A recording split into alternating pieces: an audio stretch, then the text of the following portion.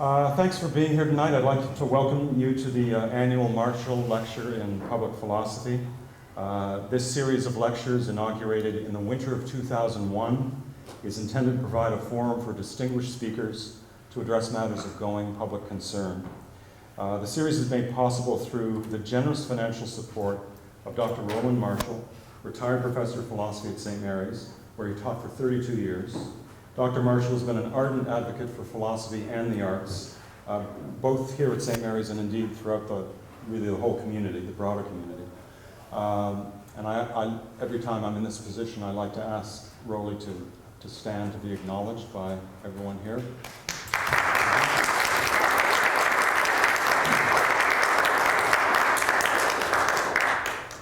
I'd also like to thank the Office of the President of St. Mary's University, Dr. Robert Somerby Murray, the Office of the Vice President, Academic and Research, Dr. Malcolm Butler, and Office of the Dean of Arts, Dr. Margaret MacDonald, for their continued support of this event. Finally, I want to thank my colleague, Dr. Scott Edgar, who organized this entire event. I'm just here because he's on sabbatical. He's enjoying his first sabbatical, in fact. So while I want to acknowledge his efforts, I don't want to ask him to stand because as a sabbaticant, sabbaticants prefer to stay well hidden. But if you see someone smiling and looking really relaxed, that's likely him. Our first Marshall Lecture was delivered by Dr. James O. Young of the University of Victoria way back in 2001. The title of his paper was Cultural Appropriation and Aesthetic Apartheid. And if I'm not mistaken, I think that's the only talk in all of these years, I think we've had 17 or 18 of these lectures, that concerned matters broadly concerning aesthetics. So it's about time we had another one. And we're honored to welcome tonight one of the most important and original contributors to contemporary philosophical aesthetics, Dr. Carolyn Korsmeyer. Dr. Korsmeyer is professor of philosophy at the University of Buffalo. She's the author of a number of books, including Making Sense of Taste, Food and Philosophy, Savoring Disgust, The Foul and Fair in Aesthetics, which I used in a seminar about 3 or 4 years ago here at St. Mary's, Gender and Aesthetics, and her most recent work, Things, published by the university, Things in Touch with the Past is the subtitle, published by Oxford University Press this year. She's also the editor of Aesthetics, The Big Questions, and co-editor of, among other books, The Taste Culture Reader and Feminism and Tradition in Aesthetics. Tonight she'll be addressing the topic, The Look of Age, Ruins, Replicas, and Shams. So please join me in welcoming this year's Marshall Lecture in Public Philosophy, Dr. Carolyn Korsmeyer.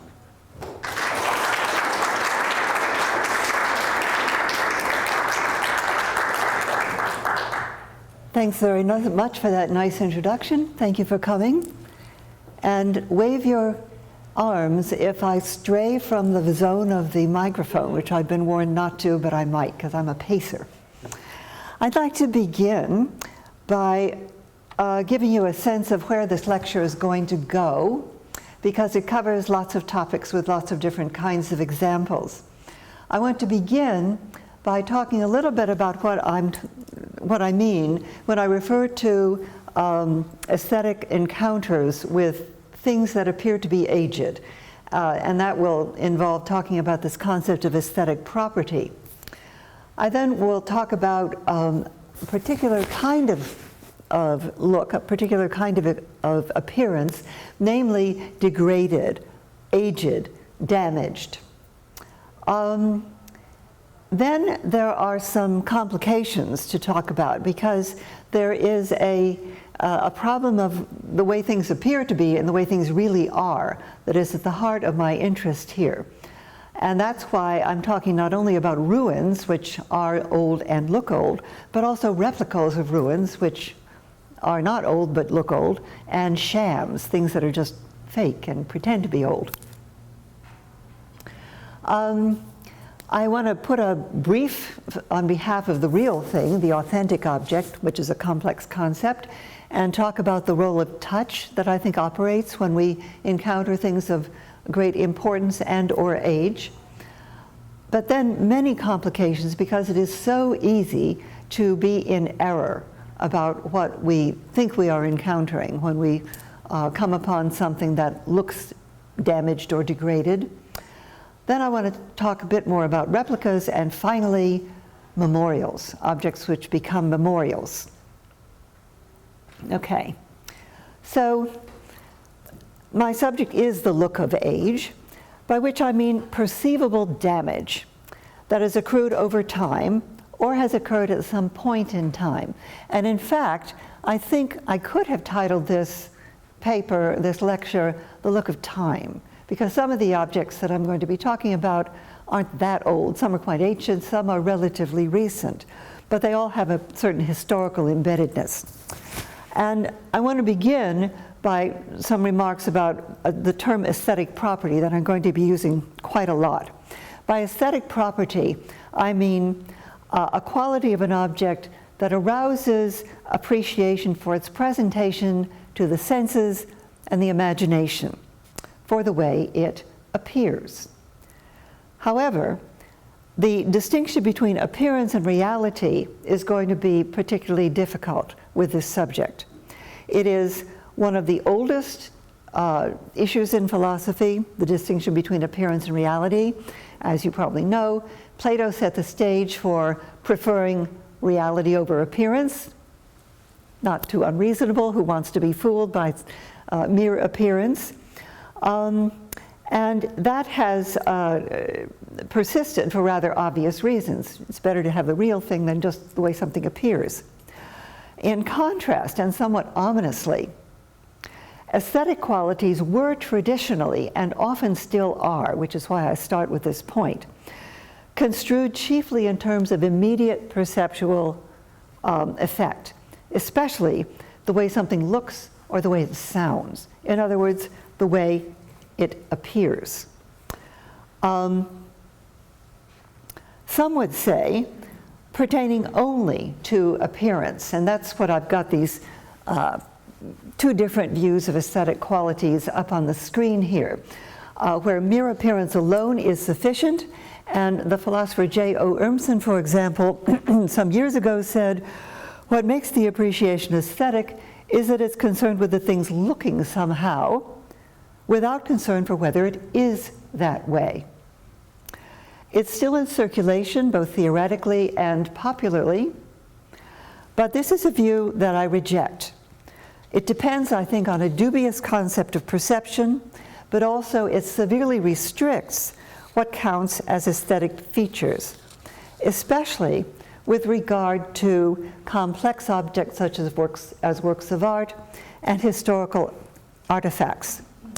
In fact, it's more common today among philosophers of art and aesthetics, which isn't quite the same thing, to conceive of aesthetic attributes in a robust fashion, including the emotions they arouse and their cognitive significance or meaning. And that's a view that I endorse and will try and shore up in these remarks. Neither emotional response and its meaning, particularly meaning, is available to perceptual presentation alone, because it frequently presumes understanding of the nature of an object, its identity, and its cultural context. To competently discern something's aesthetic qualities, one needs at least some degree of understanding of the object of attention, its artistic category, its historical position, all of which often exceed simple appearance. For example, here are two examples I'm not actually going to be occupied with, but I think they nicely explain something about what I mean by the historical embeddedness of aesthetic properties. To see how Giotto's work was admired very much when he painted for its visual depth. Visual depth is an aesthetic property of painting. You really need to know how his predecessors painted. I think today, when one first encounters Giotto's work, it seems very flat, to have relatively little visual depth. But if you compare it to his immediate predecessors, you can see how, to the eyes of those who were first encountering him, it begins to open into pictorial depth. That's one example. Here's another one. the power and movement, two more visual aesthetic qualities, of Frederick Church's famous Falls at Niagara is enhanced if you understand that for a couple of centuries before Church painted this big painting, there were actual contests among artists to see who could render, or if it could be rendered, the power of sublimity in the limited scale of painting or paper. Because after all, the sublime refers to something that is vast, powerful, overwhelming. And when you're a painter, you've got a relatively limited space to make all that happen.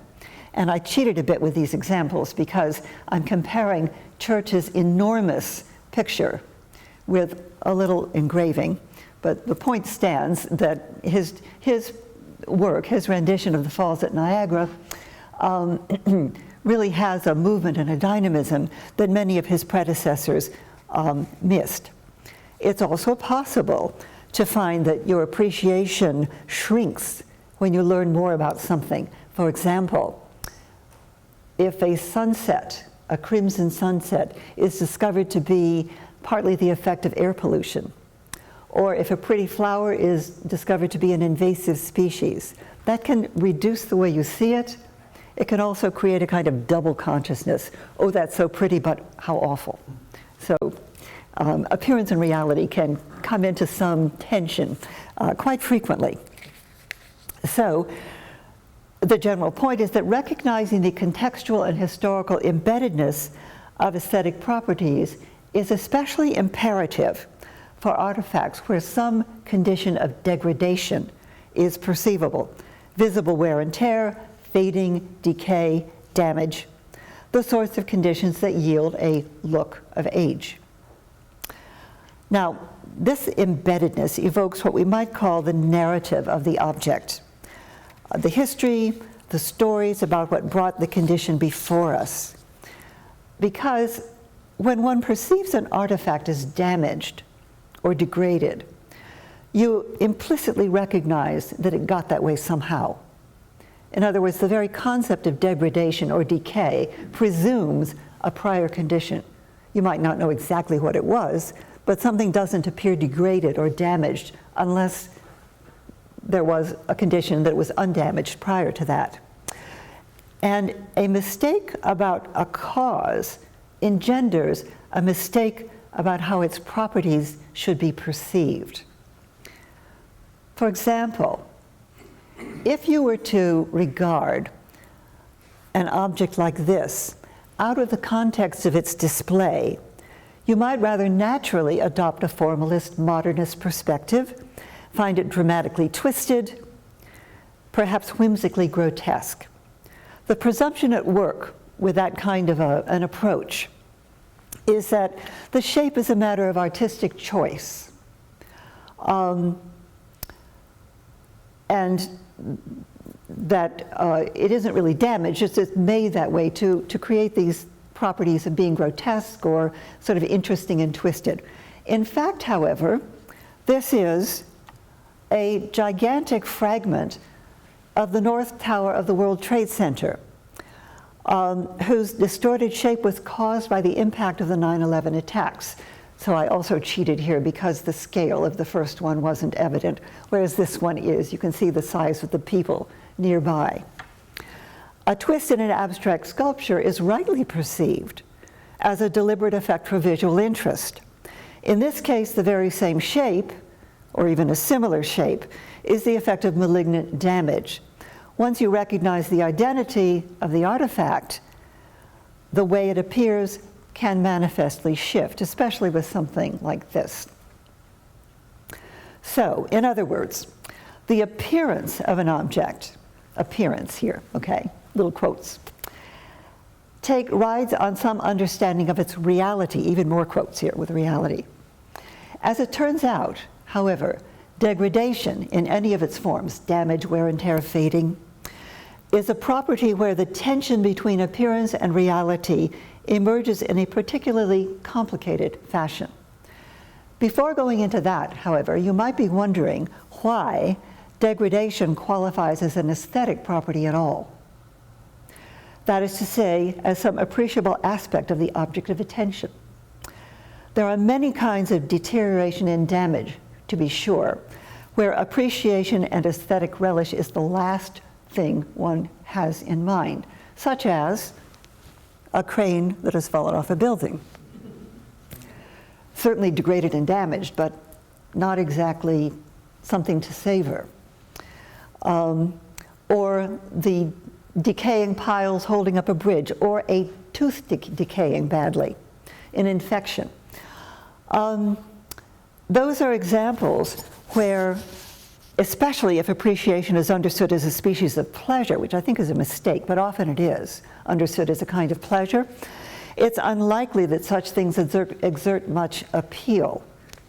But there are types and circumstances of degradation that actually have an aesthetic pedigree.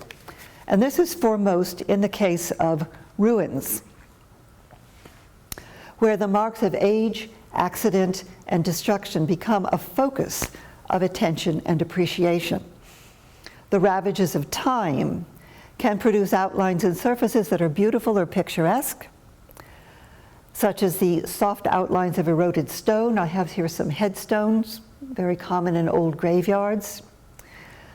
A graceful line of lonely arches that once buttressed a roof, and here is the famous Tintern Abbey, and I added a little segment from Wordsworth's famous poem, thinking about sublimity.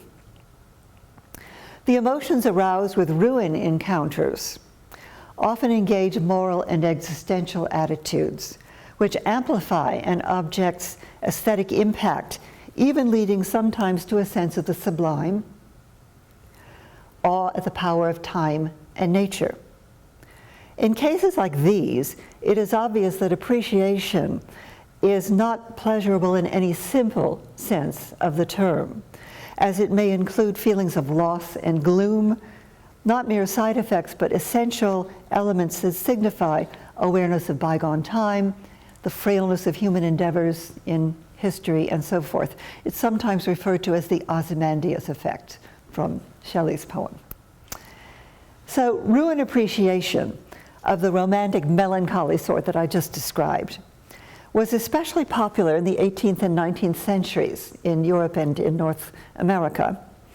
At its height, European wealthier classes even built sham ruins in their parks and gardens, follies and crumbling walls that appear to the eye as having once been whole but have now fallen into fragments.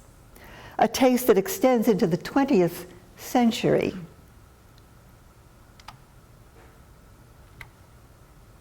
Unfortunately, this is the wrong slide. Oh, here it is, the 20th century. The one on the right here is actually from the early part of the 20th century from Connecticut, not where it was the Rhineland or anything like that. But of course, shams, including these two, have no history to justify their appearance. They are not real remnants of the past. Well, they are now, but they weren't when they were built. Time makes all things eventually ruin, but I'm talking about the history that they pretend to have in virtue of their appearance. They have no history to justify the appearance. They're not real remnants of the past. They represent rather a taste for a certain style of architecture that mimics such remnants. That's kind of, I call this faux degradation. It's a manufactured aesthetic property rather than one that accrues over time. It's still an aesthetic property, but it's not the same one, even though it kind of looks the same. But because the awareness of what brought the property into being is different, manufactured to look old versus really got old over centuries, they are understood to be different. Now, I'm interested and a little perplexed, I confess, but I'm pursuing the relationship between the mere appearance of wear and decay and actual authentic wear and decay, between the intentional distressing of materials to look older than they really are and the gradual wearing away of surfaces over time. This is a standard way to distinguish a sham ruin from a real ruin. The one on the, where are we? that's your left, is a real ruin, that is to say, it was really old, and the one on the right was built to look older than it was. Now, less exotically and more pertinent for the things that we make today, the difference between manufactured aesthetic property and one that accrued over time also distinguishes a truly old artifact from a vintage style of a new one. Our current taste for the distressed, which I have here with a couple of examples, a real old worn out floor, which actually isn't very attractive, it needs to be fixed, but it got that way over time, versus the vintage vinyl floor mat, which I happen to have in my kitchen. And there's also a taste for the shabby chic, which is the chair that the cat is having a nap on here. So the shabby chic is it's either something distressed to look old, or it's an old thing that nobody wants to repair because it now is fashionable to look the way it is, in fact, has become.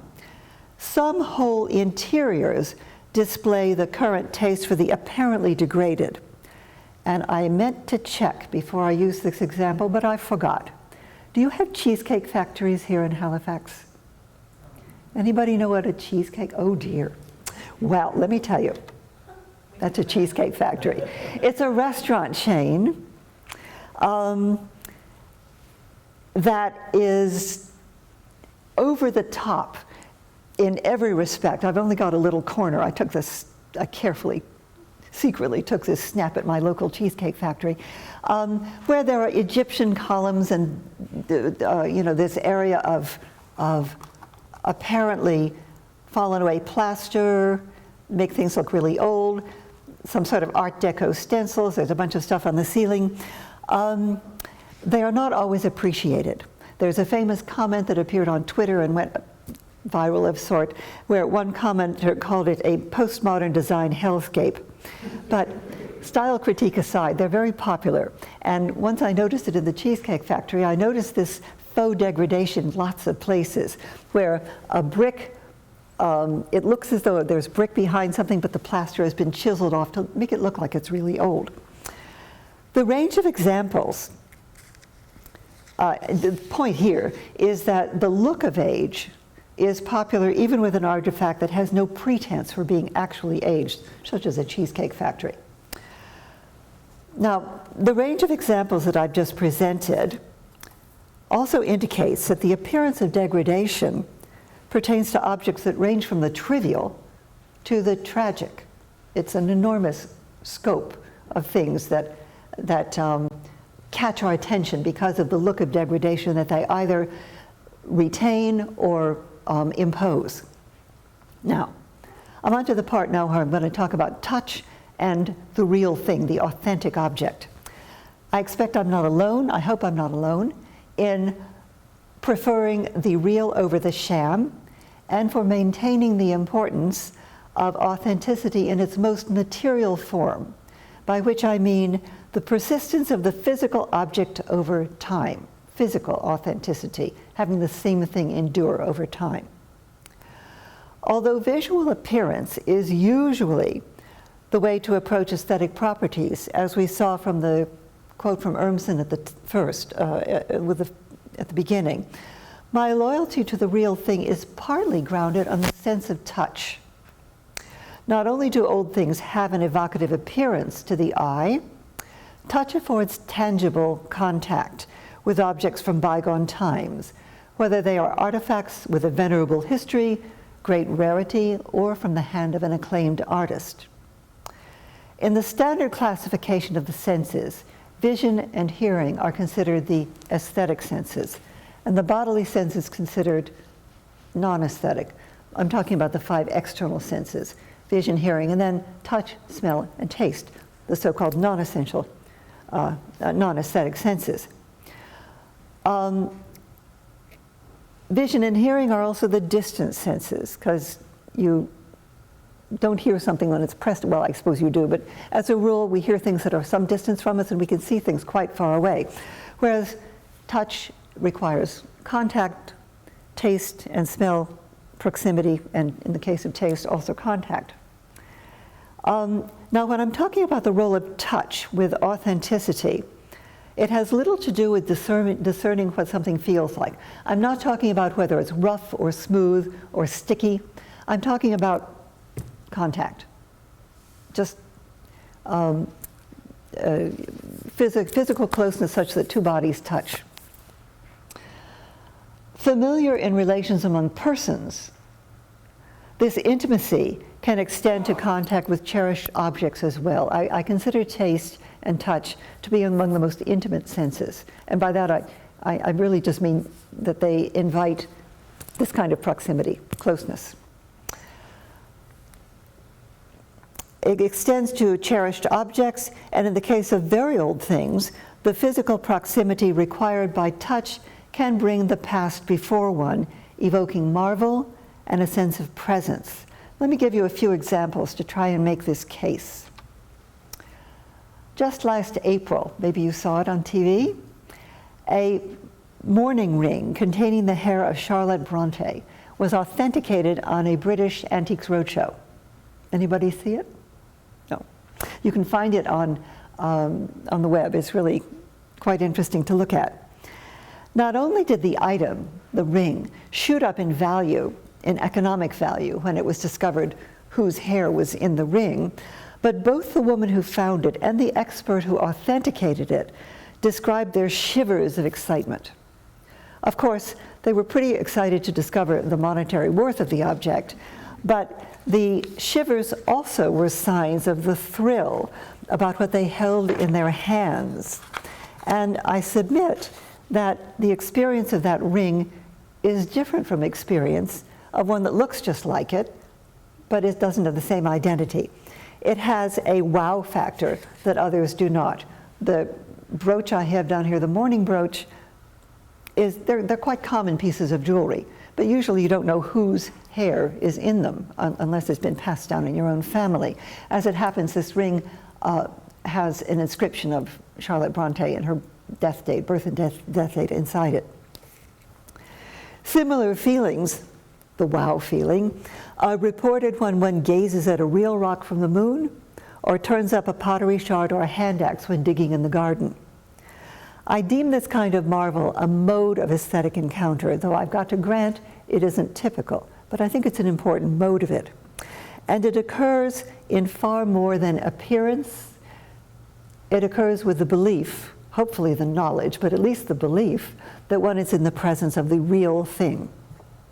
Here's an experience of my own that I hope you also find convincing.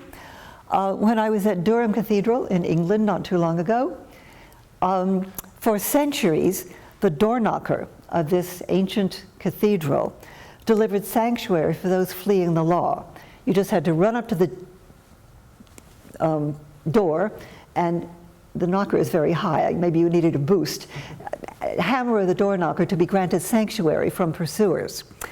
There's a plaque by the door that you can see on the right-hand side here that describes the practice. And I was reading the plaque as I came close to entering the cathedral. And as I read, I raised my hand to repeat the gesture. Just a little tap. Wasn't going to make a big ruckus. But on further reading, I discovered that the original knocker is now in the Cathedral Museum, and the one in front of me was a replica. And without even thinking about it, my hand dropped. I didn't touch it. Only the real one tempted me to touch the same thing that others had touched. I wasn't thinking theoretically at the time. I was just being a tourist, and that was what happened. Now, of course, actual physical contact is often prohibited, or it's at least inadvisable. Most museums don't permit you to handle their artifacts. They used to, but they don't anymore. And in those cases, it seems to me that proximity alone can play the role that actual contact plays. For example, several years ago, the Library of Congress put on display the handwritten original of Lincoln's Gettysburg Address. And the people who wanted to see it lined up for blocks down the street. But but when they would put a facsimile that you could not tell from the original on display, very few people wanted to see it. Obviously, they couldn't reach under the glass and touch the Gettysburg Address, but they wanted to be near the one that Lincoln had written with his own hand. I take that to be kind of supporting evidence for my thesis here. Similar examples are provided when people talk about the thrill of finally really being before a Leonardo da Vinci or a Raphael or a Michelangelo, instead of looking at one of the many reproductions they could encounter. Even though, as I'm sure you recognize, often the reproduction is a lot easier to see the details in. You know, you can zoom in, you can scan it. If you're in the Louvre, you don't have to stand on tiptoe and look over the heads of everybody gawking at the Mona Lisa. But being right there has its own special thrill. Okay, the general point is that the real thing delivers a thrill that an imitation does not approximate. You can replicate the visible appearance of a new thing so it appears old, but veridical encounters with old things presume a physical presence, proximity to the real thing. Now I need to talk about some complications that challenge that perspective, because distinguishing appearance from reality is by no means clear-cut or unproblematic when it comes to the look of age. It's quite easy to mistake a repaired or a substitute item for something genuinely and completely old. We probably do it all the time and don't realize it. Ignorance being bliss for a little while until you find out. Many old things we value, of course, are also part of our lived environment. They're not relics preserved in museums. And it's the nature of objects of use, such as buildings, that they be repaired from time to time. This rather obvious fact means that we're apt to be misled in our appreciation of both the look and the historical identity of old things. For example, consider Krakow's famous Florianska Gate. For me, this artifact represents many of the errors that appearance can prompt. And I now blend my philosophical remarks with the comments of an indignant tourist, which is also me. Because when I first encountered this gate, I lived near it for a little while in the 1990s when I was on an academic exchange. Built in the 13th century, the gate was part of the first defensive walls of the city of Krakow, and it still serves as a portal through the remaining segments of the ancient wall that describe the urban perimeter, which is still quite extensively built. The old urban perimeter is pretty much not completely intact, but quite intact. When I returned more than a decade later, I was appalled to find that St. Florian had been tarted up with new paint and gilding. Maybe you've had that experience visiting a favorite tourist destination that you remember from childhood or from some earlier travels, and it had changed. Nobody consulted you and you resent it. How dare they? It seems to me that it was really quite unmedieval and inappropriate, but my response was indefensibly presumed that old cities should never be repaired. Of course, they have to be repaired. But also, I discovered later that while the gate itself is medieval, the tower was built in the 17th century, and the saint in his niche only added in the 18th. So my initial appreciation was partly built on ignorance about what I was encountering, even though I can't help but feeling that with his new glitter, St. Florian might feel at home in Epcot. I haven't gotten used to this. I've been back twice since then. It still doesn't look right. But I have to grant it's easier to distinguish the figure now that it's cleaned and painted. So this example demonstrates how complicated the notion of authentic appearance of age can be. In order to preserve very old things, you have to repair them. In order to repair them so that they look the cherished way they used to, you have to replicate bits of the old thing and stick it in. And eventually, one encounters something that is very heavily changed. Physically, I mean, even though it is still continuously, in this case, continuously the same object. Well, one can get into issues, metaphysical issues about identity through time, but I'm going to try and avoid them. But unless one is an expert, it's unlikely you will notice a difference between original and nicely patched. Therefore, it might seem that after all, there is no aesthetic difference between a real old thing in a state of decay and a good replica that mimics the characteristics of decay. In other words, it might seem that initial definition of the aesthetic, doesn't matter what it is, it just matters how it looks, holds true after all. But I don't think so. If you focus only on immediate appearance, that may be the case. But I don't think it characterizes the likely operation of perception, really. For example, the 19th century gentry who strolled among their follies may have indulged in some flights of fancy, but I doubt they really thought they were walking in ancient ruins, any more than we think we're entering an Egyptian ruin when we go to a cheesecake factory, which you'll have to take my word for it since you don't have them here. But the reason is that when we recognize the look of decay, we implicitly recognize what brought it about. An old thing may be patched and partial, but it may still be said to embody its past. And I mean that kind of literally, embodiment with a persisting physical artifact, thing, through time. A replica lacks the requisite history and can't embody the past. Now, for all that, I'm not completely anti-replica. There are certainly replicas that are worthy of attention, both being informative and evocative. For example, among the most ancient representational artifacts are cave paintings from the Paleolithic era. Has anybody been in an ancient cave, painted cave, a Paleolithic cave? Okay. They're all over the world, actually, but I'm going to talk about two in Europe. They're rare, they're spectacular, and they're very easily damaged. Therefore, many of them, maybe most of them, I'm not sure, they're barred from the casual visitor. You can't get into Lascaux or Chauvet or Altamira. A few replica caves have been erected nearby.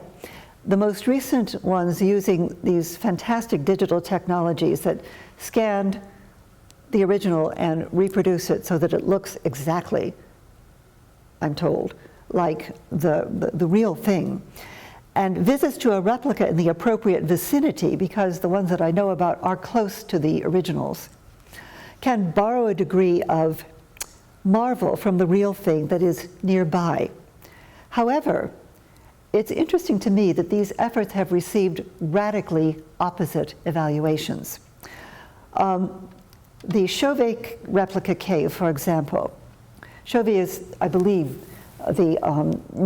believed to be the oldest Paleolithic painted cave in Europe. It's from about 32,000 years ago. Critic Jonathan Jones, reviewing the replica cave, it opened in I don't have the date here, I think it's 2015, just a few years ago. When Jones went to see it, he hated it. He excoriates the illusion presented to the senses by a work of engineering that is manifestly not the real thing. He says, "What a tantalizing farce to promise cave art and deliver only a simulation." But in contrast, the very same year, Joshua Hammer, writing for the Smithsonian, found the experience to be startlingly authentic, declaring that it feels, it even smells, and like a journey into a deep hole in the earth. These opposing assessments are in fact directed to two subtly different objects of attention: a Paleolithic painted cave and what such a cave is like, the cave and the characteristics of the cave. The term authentic is slippery here. The term authentic is always slippery. It's especially slippery here. Hammer says the replica feels authentic. It appears authentic. He knows it isn't. Jones protests the willful deception of sense experience because what one sees, hears, and even smells is manufactured. A replica, a good replica, can look like, smell like, sound like, taste like, I guess. I don't know how you'd manage that with a cave, but you know, there are ways of replicating the sensible characteristics of something. But it cannot be the same. And touch here is interesting because it has a double role. Touch can tell you what something feels like. I imagine if you are permitted to touch the walls of the replica cave, that it would feel like stone, like the stone of a cave wall. But touch also brings you into contact with something. So the double role of touch is to tell us what tactile qualities feel like and to bring us into contact or proximity with something wondrously old. It is the absence of the latter that Jones laments. He doesn't want just the characteristics of the cave, he wants the cave. Including the operation of touch in the scope of aesthetic perception acknowledges that certain encounters are truly bodily events, a point especially vivid when venturing into something remote and difficult to access. Replica caves designed for tourists are by necessity fairly accessible, though they're not always easy to reach. Real painted caves are more demanding, and I visited one a couple of years ago. Not nearly as old, I think it's only 12,000 years old, which is amazing. When you think of the span of time, that's part of the marvel of those caves. There's 20,000 years separating Chauvet and Nyo, this one here I've got on the screen, 20,000 years of painted caves and more. I can't quite fathom that. That to me is a sublime number. It goes beyond my power of conceptual thinking. I can say 20,000 years, but it evades real understanding. When I visited the one at Nyo, what I want to talk about is the physical act of getting there, which I think enters into the experience. Not only is there a precipitous mountain road, one lane, two-way, to take to get to the mouth of the cave, once you're there, you have to go deep into the mountain, about a half a mile, over slippery, uneven ground with only a flashlight for illumination, sometimes squeezing through narrow passages.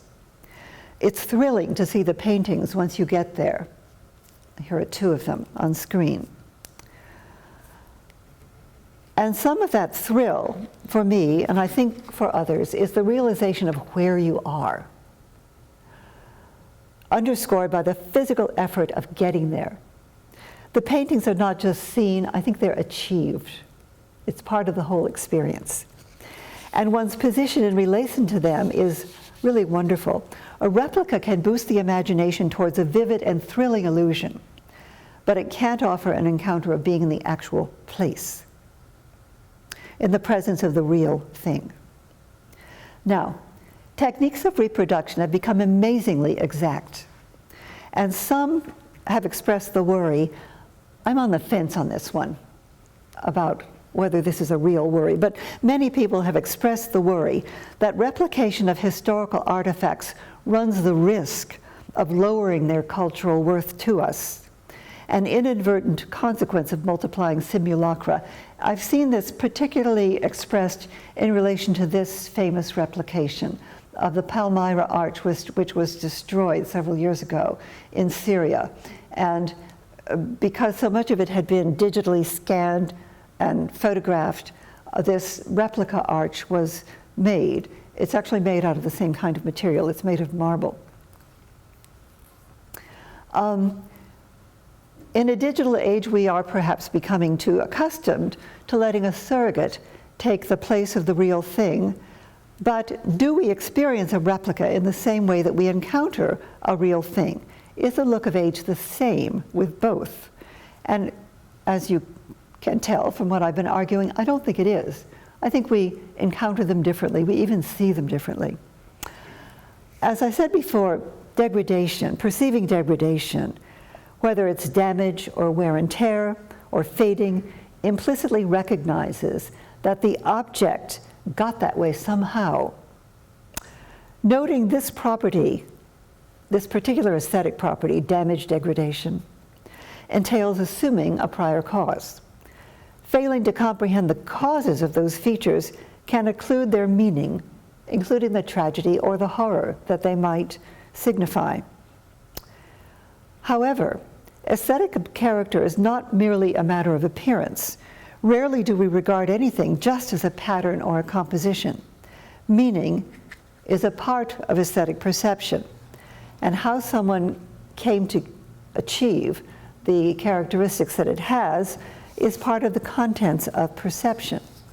And now I want to talk about particular kinds of objects that have been damaged and have become memorials because of their damage. Sometimes damaged artifacts are valuable precisely because of their damage. In fact, sometimes they become valuable only after they're damaged. I'll give you an example in a moment.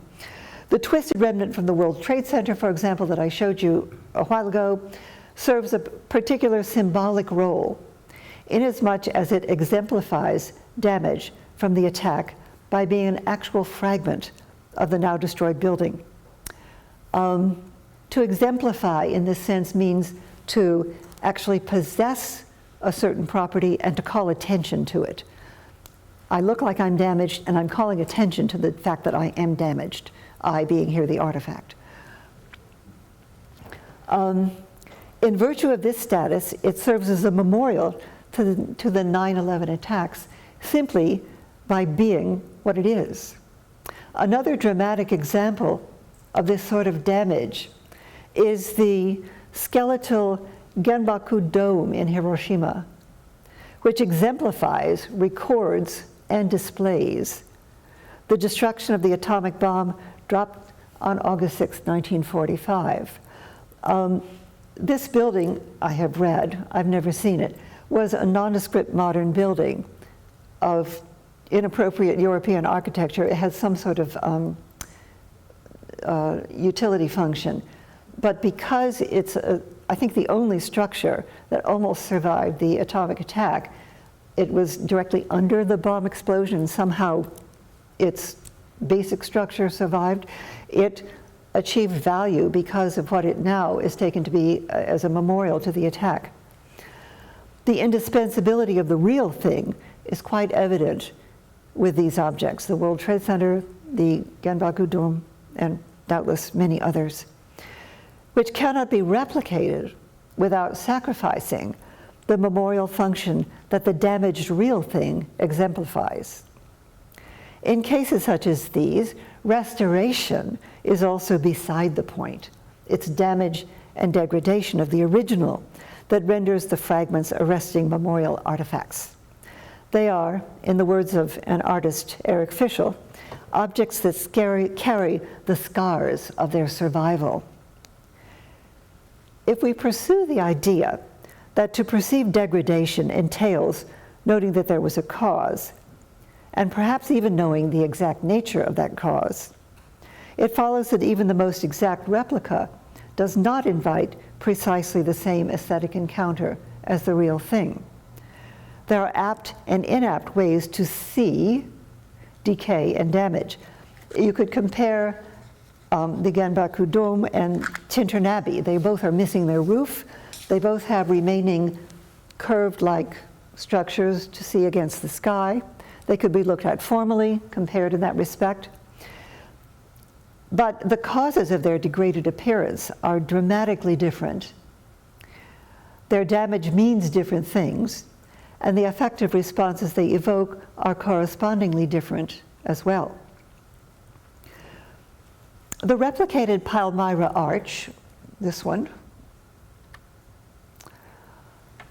also can be seen as a memorial, but it's a quite different sort, regardless of its scrupulously exact appearance, although I believe it's somewhat smaller than the original. for it is not and should not be regarded as if it were the real thing. The recognized cause of its features is the computer program that made it, which is pretty miraculous. It's not, therefore, an object that bears the scars of its survival, nor is it an artifact that has been heavily restored, but still embodies its past. Because when destruction is complete, there's nothing that remains to exemplify the act of destruction. Dust, maybe, fragments.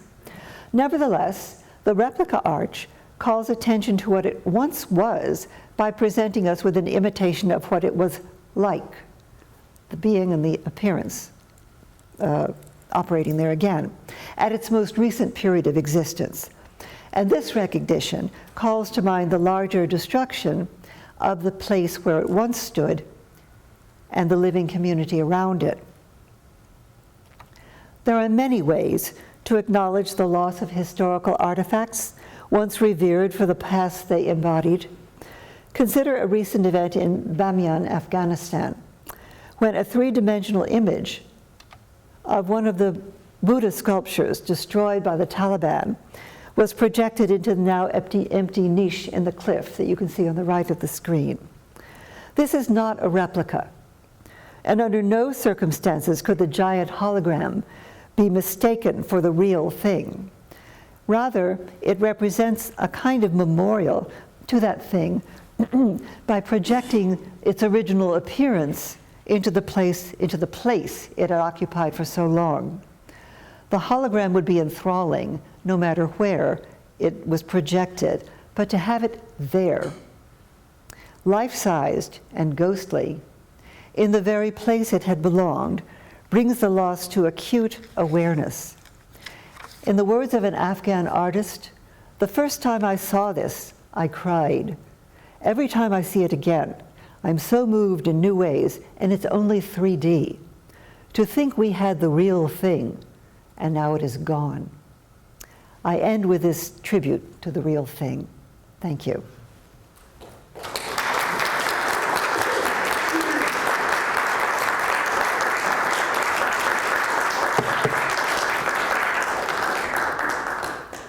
Is this working?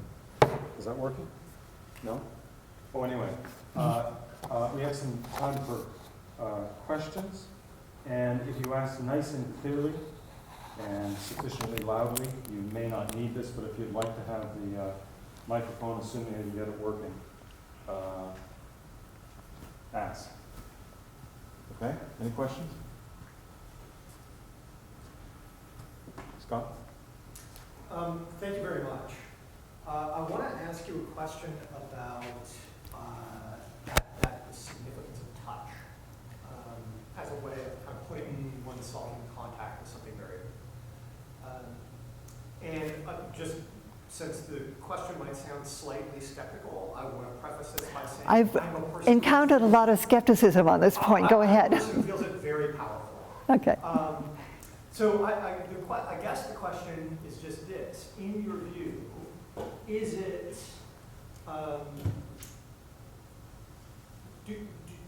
does it exhaust your account of that phenomenon to say that it's that thrill or wonderment or the shivers of the people on the Antiques Roadshow? Or do you have a kind of, do you think it's possible to offer a more articulated theory of what's happening in that moment? In the moment of touch? Yeah.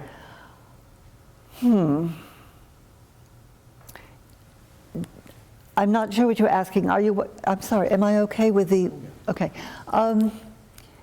You're wondering if there's just wow and that's it? Or, okay. No, there's more. There's a great deal more. I'm trying to figure out where to, I kind of wrote a whole book on this. I'm not sure where to pick and choose. I think that, let me back up slightly. Part of my approach here has for some years been to re-examine views of the senses that I think are exaggerated. They're not completely wrong, but I think they have been made very stark, both in philosophy and in psychology and in science and in sort of popular views. When I mentioned theories of the senses before, the 5 external senses, vision, hearing, smell, taste, and touch, that division into distance and intellectual cognitive senses versus proximal bodily senses, that pervades thinking all sorts of ways. And one of the ways it affects aesthetic theory, traditionally, is that supposedly aesthetic pleasure can only be got from the distant senses. Otherwise, you're in this messy, degraded bodily pleasure, okay? You might be familiar with John Stuart Mill, Utilitarianism, probably some of you have read it. Remember his argument, it's a rhetorical argument. It's better to be Socrates dissatisfied than a human being, I did it wrong. I left out the pig. Let me start with Socrates. Better to be a human being dissatisfied than a pig satisfied. Even though the pig is really happy, better to be Socrates dissatisfied than a fool satisfied. That rides on the idea that the pig is really having a good time wallowing in the mud, snorting around and eating garbage, okay? Low pleasures, whereas the human being is at a higher level and has these intellectual pleasures. That's not entirely wrong, but I think that it is very stark, and it leaves out the full range of encounters that we have that give us insight. I'm really interested in aesthetic encounters as insightful, not just momentary pleasures or even extended ones like a concert. That included in the notion of aesthetic perception is aesthetic insight and cognition, that you kind of get in this distilled fashion. It could be a poem that suddenly puts in the right words a feeling that was inchoate, you know?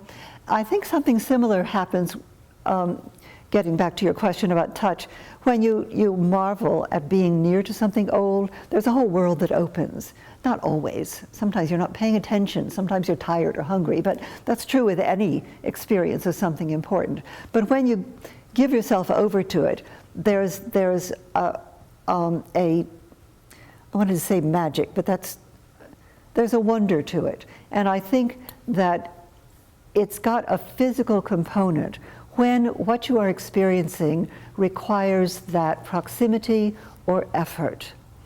You know, sometimes you just can't get there. And I'll give you an example where you can't get there. I think the images from the Hubble Space Telescope are thrilling. Obviously, you can't get there. But it's that notion that something very far away, unimaginably far away, has been brought near. Does this help answer your question about what's involved with touch? The part about the insight. The part about what? The part about the insight is very helpful. And I wonder what you think about the idea that there's almost something about that moment as an aid to empathetic imagination, for lack of a better word. When I read a first edition of a book that's 150 years old, some part of me is thinking the author of this book or his friends had an experience very similar to the one that I'm having right now. Yes. And imagine if you were reading the one that they read. Right. Yeah, the very physical book. Right. Yes, there's quite a communion, and when the artifact is one that has been passed from hand to hand, literally, there is a sense of connection that goes very deep. That's sometimes called magical thinking, and it's derided. I think we can defend it, because touch really does pass along itself. It's not crazy to feel that. I hope it isn't crazy, because I seem to be quite dedicated to it. That connection.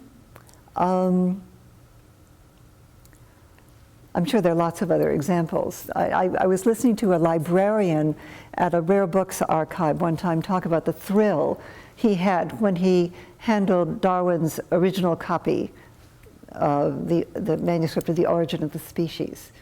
And it was kind of horrifying when I reported this to my librarian friends, because he said he didn't wear gloves. He wanted that contact. I know, it's not good for the paper, but it's really good for the hands. I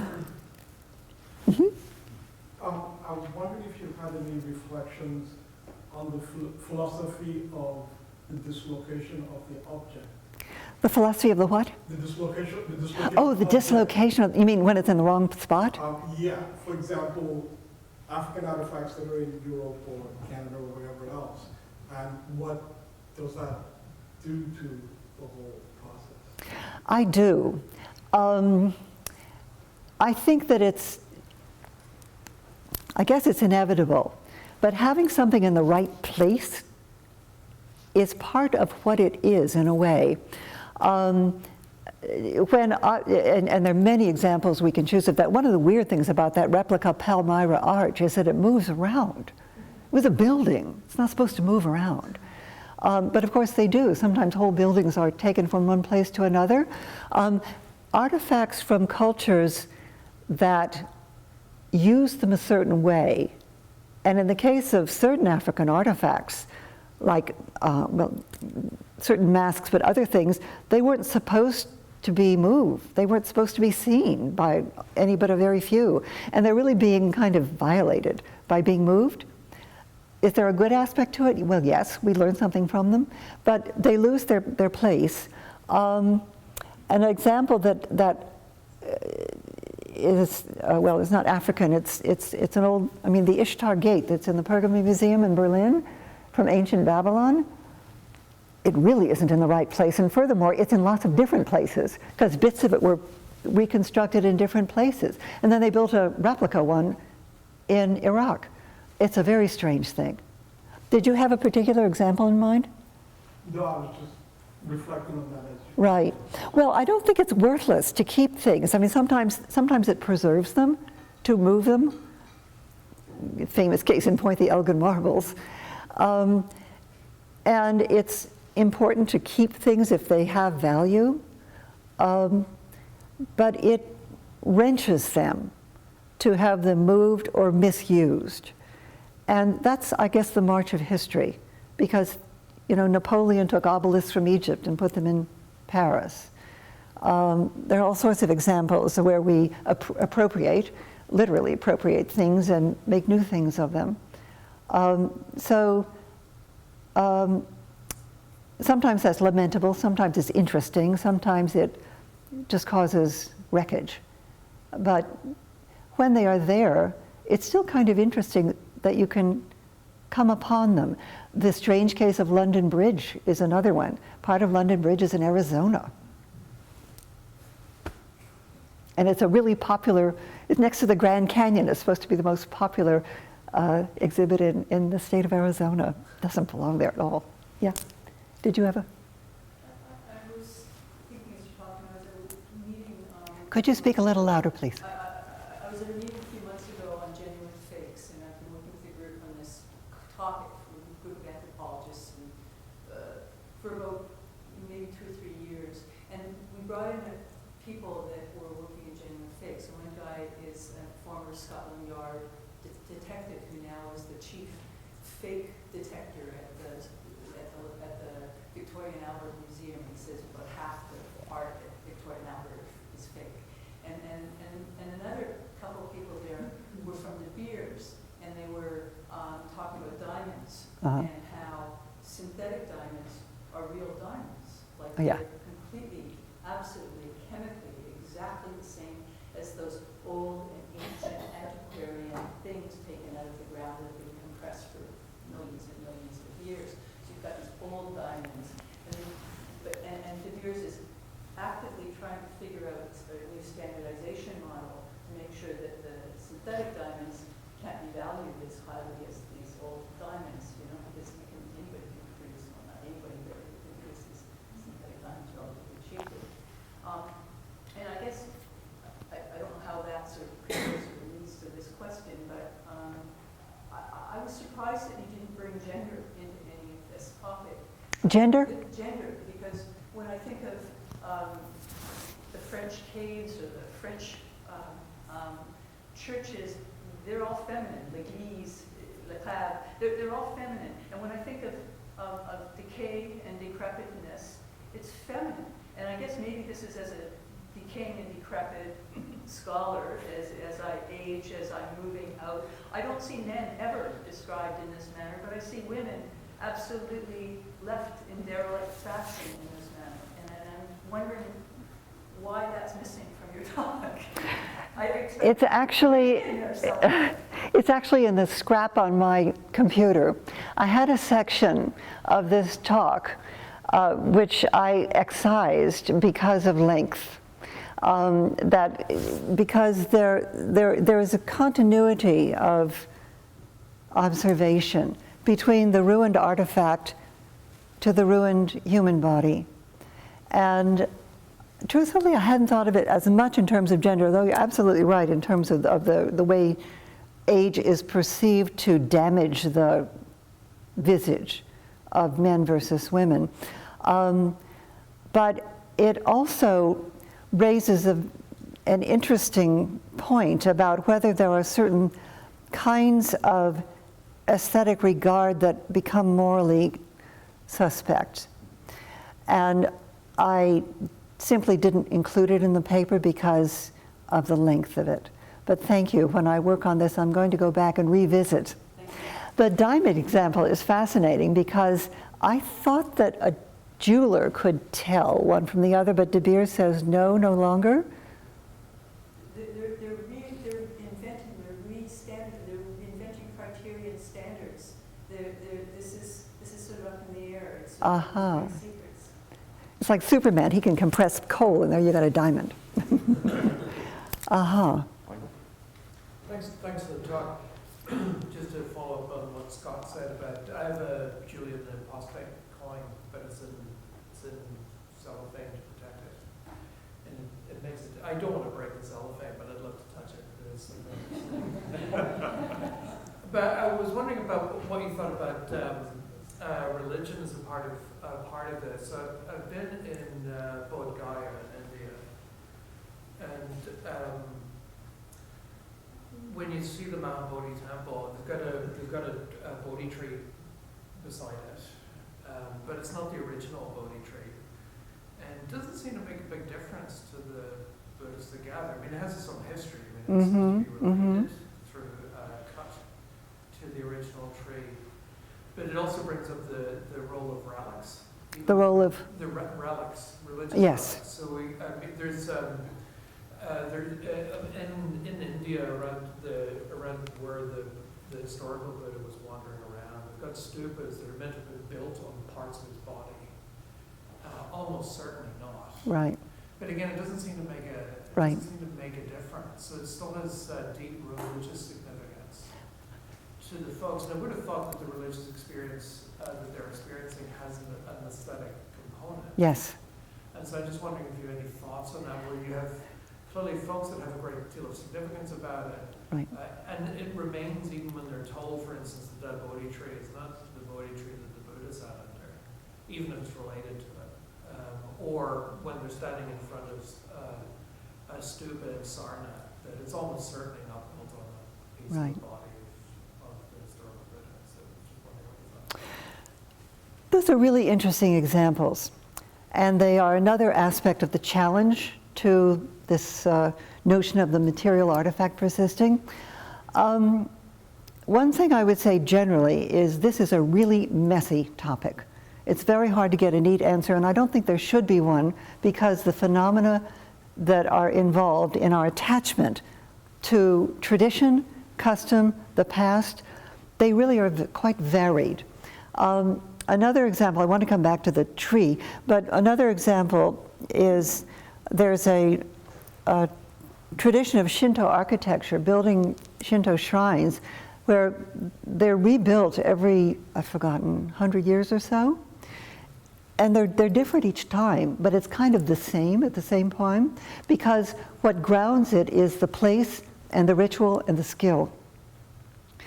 Ritual objects can be replaced. They sometimes have to be. If you have a cup that's used in a ritual and it springs a leak, you need to replace it. But it's being replaced with the same function.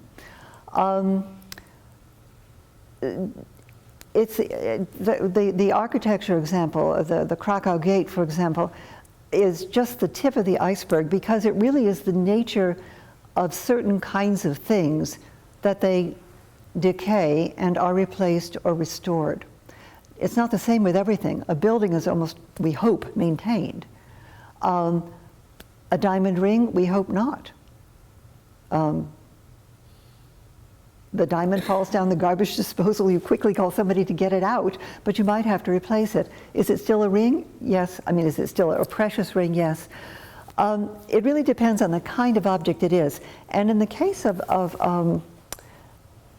living things like trees, some trees are hundreds and hundreds of years old and they become their own ruins, their own monuments. There's a ruin in Scotland, I think it's near where Sir Walter Scott is buried. Where is that? Is it Kelso? It's not Kelso. Melrose, I can't remember. Anyway, where a yew tree next to the abbey is older than the abbey. It's really phenomenal. And I took a picture of it and I didn't mark which one it was, so I don't know which tree it was. Anyway, I have a picture of it. Does this mean that the tree, in that particular case, it's the same one, but sometimes it could be replanted. I noticed, in fact, when I was going through the public garden this morning, that there was a plaque near a tree, and it was dedicated to the workers killed on the job. And it had been, the plaque was dated something like 1915, and the tree was only about this tall. It had clearly been replaced, but it's still performing that function.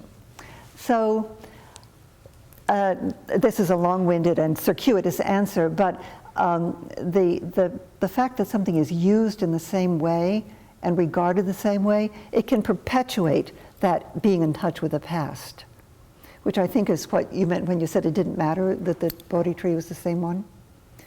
It kind of... It turns into a deep aesthetic experience because it's very difficult to disentangle the aesthetic Very hard. from the religious experience. Yeah. So I mean, I'd hesitate to try to do that.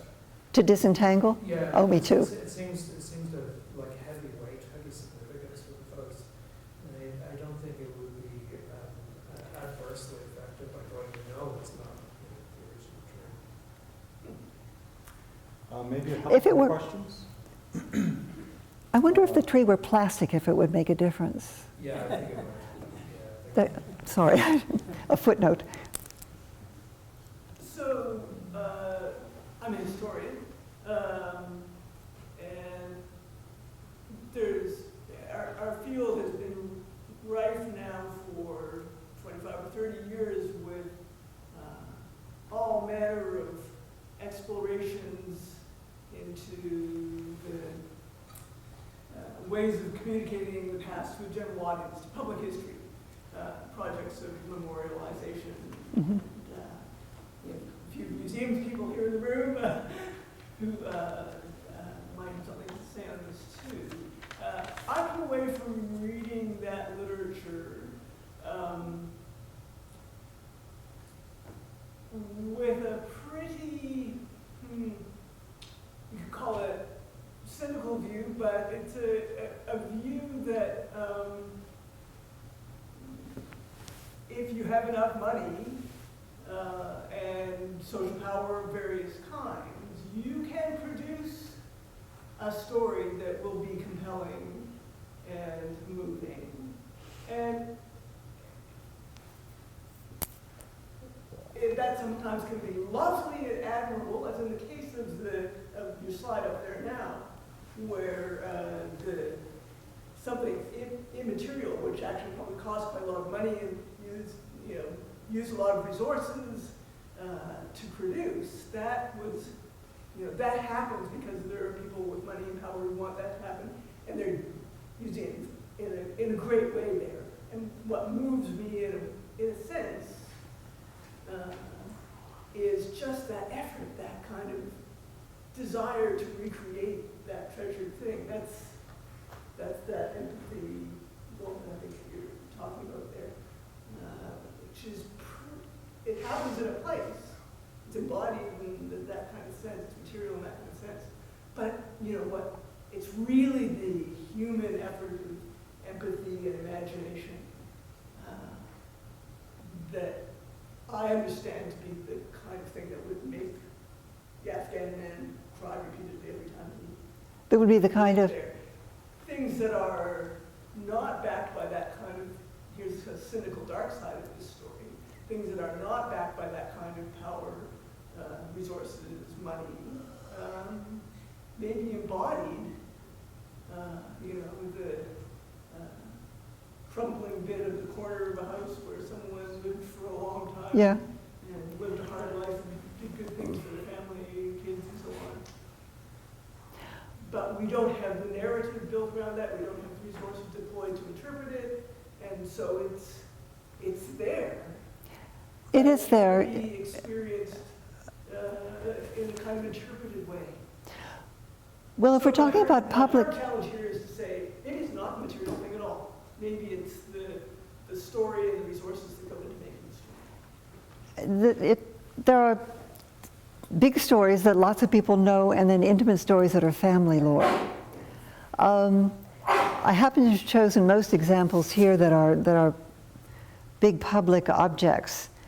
But I think the same phenomenon can occur with a keepsake, a family heirloom, which may not be the least bit valuable in terms of, for example, the mourning brooch that was up there.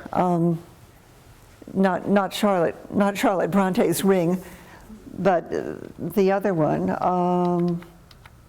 that. I'd be surprised if that cost more than $50, even Canadian. Sorry. Because it's not precious metal and nobody knows whose hair it is. So there are certainly oddities of money involved in what we have remaining to us. Sometimes it's pure accident. Sometimes it's ego by somebody who's extremely wealthy and manages to do it. I believe that the Buddha hologram, I would have to look at the article again because it wasn't something I knew about. It was in the New York Times Magazine a few months ago. I believe it was a Chinese group that developed the program and kind of donated it there to have it there for the event. It's a rather unusual thing to do. I have no idea what it cost. Doubtless there was a huge amount of skill involved. But you're certainly right that what we recognize as remnants of the past is hit or miss. And it's probably usually miss. But what we do have, I guess today, with so much being destroyed, both in nature and in older cityscapes and so forth, that there is, or certainly I feel, that there is more of a push to acknowledge what you're going to lose if you just willy-nilly do something new that might not be better or more valuable. You need to wrap up, right? I think we do pretty soon. Do we, Okay. I know that Todd had a question. Can we end with that? Todd? Sure. It's sort of going along with a bit of a skeptical line as well on your position.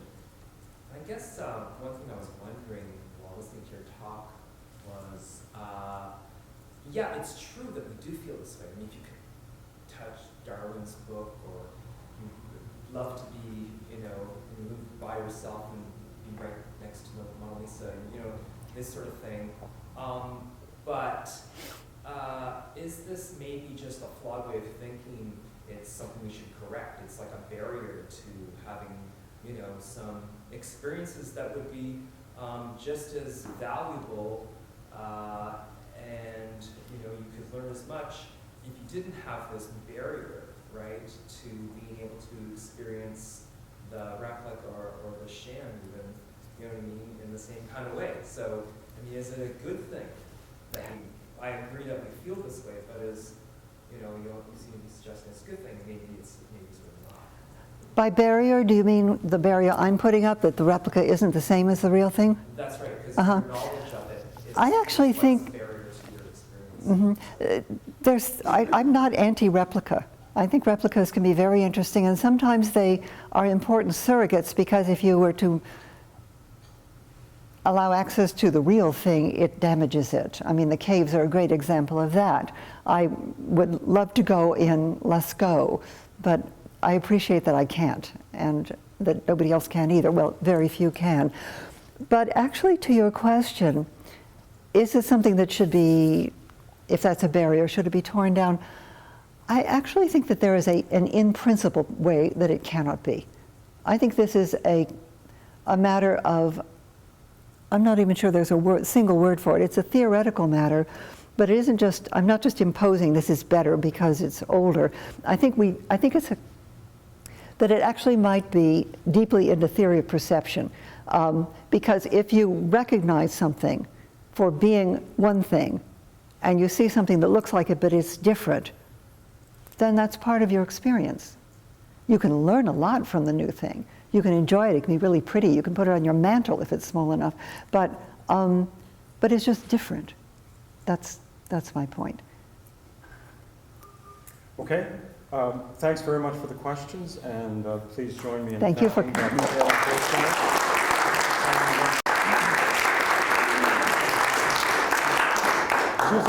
Two things. I've been asked to alert you to a couple of talks that are coming up at Dalhousie. These are the Austin Temple lectures. The first is on Thursday, September 26th at 7 in the evening at the Halifax Central Library on the second floor, Lindsay Children's Room. This is all, information is all on the Dell website. It's a paper being delivered by Professor Christy Dotson called On Justice for All. And the other paper is on October, that was September 26th. There's another paper on October 10th at 7. Also at the Halifax Central Library, the BMO Community Room, which is also on the second floor, delivered by Dr. Dale Jameson, a paper entitled Loving Nature. All of this information is on the Dell website, but I just wanted to alert you to that. And the other thing is, thanks again for coming. And there are refreshments, there should be refreshments out in the foyer. You should feel free to help yourself, and we can talk more about this. Thank you.